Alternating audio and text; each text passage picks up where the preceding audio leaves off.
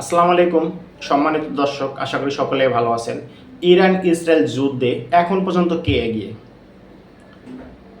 Islamic মাইন্ডে মানে হচ্ছে আমরা মুসলিম হিসেবে আমরা যেটা ভাবতেছি আবেগে যে ইরান এগিয়ে, কিন্তু বাস্তবে ইরান এগিয়ে না, ইসরায়েল এগিয়ে। ইসরায়েল কি করেছে বিষয়টা একটু খেয়াল করেন। ইসরায়েল ইরানের সেনাবাহিনীর আর্মি চিফ অফ স্টাফ মানে হচ্ছে যাকে বলা হয় সেনাপ্রধান, তাকে হত্যা করছে। ইসলামী রেভলিউশন গার্ড ইরানের একটা বাহিনী, আধা সামরিক বাহিনী, তার মেন যে মাথা মানে প্রধান তাকে হত্যা করছে। পারমাণবিক বোমা যারা গবেষণা করত তাদেরকে হত্যা করছে। মানে মেন যেগুলোর মাথা আছে ইরানের সবাইকে হত্যা করছে, টোটাল 58 জনকে। তো আপনি চিন্তা করেন এর বিনিময়ে ইরান কি করছে। ইরান মনে করেন যে ইসরায়েলে হামলা করছে আবাসিক ভবনে বা হচ্ছে আদার্স অন্যান্য ভবনে হামলা করছে, কিন্তু মেন ক্ষতিটা কার হয়েছে? ইরানের ক্ষতিটা হয়েছে। ইরানের কি হয়েছে? ইরানের একদম মেরুদণ্ড মানে হচ্ছে সামরিক যে শক্তি একটা থাকে সেই শক্তির মাথাটাই নষ্ট করে দিয়েছে। 58 জন সামরিক অফিসারকে মারা, মানে আপনি খেয়াল করছেন? সাপোজ ইন্ডিয়া যদি আমাদের সেনাপ্রধানকে হত্যা করতো, আমরা কি করতাম?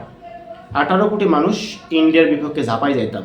সো ইরানেরও সেম অবস্থা হয়েছে, কারণ সেনাপ্রধান যেখানে মারা গেছে, মেন লোকগুলান যেখানে মারা গেছে, সেখানে আর কী থাকতে পারে আপনি চিন্তা করেন।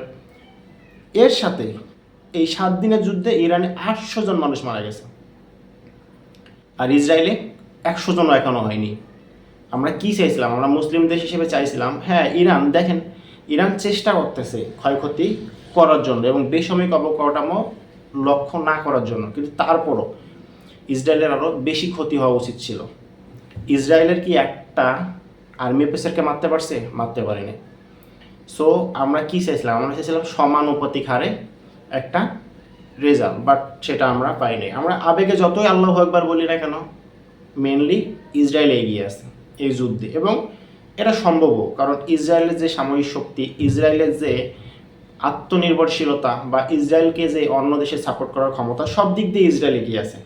আসলে শুধুমাত্র ইরান না, পুরা ইসলামিক বিশ্ব যদি ইসরায়েলের বিপক্ষে যায় তাও পারবে না, কারণ ইসরায়েলের সাথে আছে আমেরিকা, আর আমাদের মুসলিমদের সাথে কে আছে? কেউ নেই। আমরা মুসলিমরা নিজেরাই দ্বিধাবিভক্ত। সো এখন এখন যে অবস্থায় আছে সেখানে ইসরায়েল 100-র মধ্যে 80% এগিয়ে আছে, ইরান 20% আছে। তো আমরা যুদ্ধ চাই না, ইসরায়েল বৈশা একটা মীমাংসা করুক, সেটা আমরা চাই। আমরা নিরীহ মানুষের প্রাণহানি চাই না। থ্যাংক ইউ সো মাচ, ভালো থাকবেন। আসসালামু আলাইকুম।